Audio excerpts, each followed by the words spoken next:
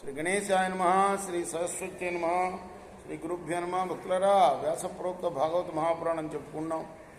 ఇందులో భాగంగా 9 స్కందాలు పూర్తి చేసాం. 10వ స్కందాన్ని మనం 47 భాగాలుగా నిండుకి చెప్పుకున్నాం. ప్రతి శ్లోకం దాని అర్థం చెప్పుకున్నాం. సమర్థగురు సాయినాథ్ మహారాజ్కి జై.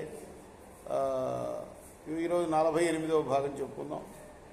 బలంచ తస్యావరసి క్రీడంతమకుతో భయం గోప్యస్తూర్ణం సమప్యేచ్య జగృహుర్జాత సంభ్రమ. బాలకృష్ణుడు ఏమాత్రం భయం లేకుండా దాని యొక్క పూతన యొక్క వక్షస్థలంపై కూర్చున్నాడు. ఆ దృశ్యాన్ని చూచి గోపికలు ఎంతో ఆశ్చర్యపడ్డాడు. స్వామిని సమీపించి వెంటనే వాళ్ళు తమ చేతుల్లోకి లాక్కున్నారు. వాళ్ళ భయం వాళ్ళది కదా. అయ్యో, అంత ఎన్ని క్రోసులో పొడవు అది, దాని మీద కూర్చుంటావా అయినా అని. యశోదా రోహిణీభ్యాంత సమం బాలస్య సర్వతః రక్షాం విదతిరే సమ్యక్ గోపుచ్చ భ్రమణాదిపి.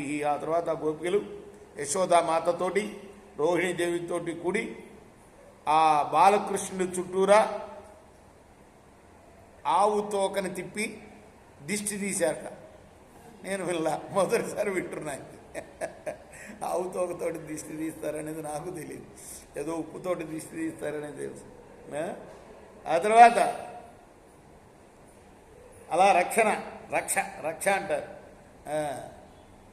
ఇక గోమూత్రేణ స్నాపయత్వా పునర్గో రజసాత్మకము రక్షాంచక్రుశ్చ చక్రుత ద్వాదశాంగేషు నామభి. అలానే ఆవు పంచితం, పంచ ఏమిటవి? ఆవు పేడ, ఆవు మూత్రం, ఇంకా ఆవు నెయ్యి, ఆవు పాలు, ఆవు పెరుగు, ఈ వీటన్నిటినీ కలిపి స్నానం చేయించారట ఆయన. అలానే గోధూళిని ఒంటికి అద్దారట. ఎంత గో అంటే ఎంత గొప్పదో చూడండి.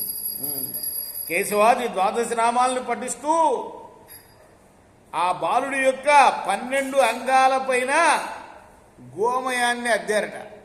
ఇదంతా దిష్టి ప్రక్రియ అన్నమాట.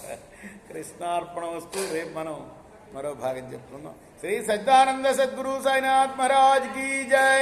చేకోరా హారతి దిగో సద్గురునాథ దేవ సాయినాథ.